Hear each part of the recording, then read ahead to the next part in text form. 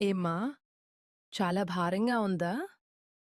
లోపల ఏదో తెలియని అలజడి, ఎవరికీ చెప్పుకోలేని వేదన నిన్ను తొలిచేస్తుందా? నీ కళ్ళలోకి చూడు. ఆ కన్నీటి వెనుక ఉన్న కథ నాకు తెలుసు. నువ్వు పడే ప్రతి ఆవేదన నా గుండెను తాకుతోంది. అమ్మా అని పిలిచావు కదా? ఇక ఆ భారం నీది కాదు, నాది. నీ మనసు మీద ఉన్న రాళ్లను తీసేయ్. లోకం నిన్ను తప్పుపట్టవచ్చు.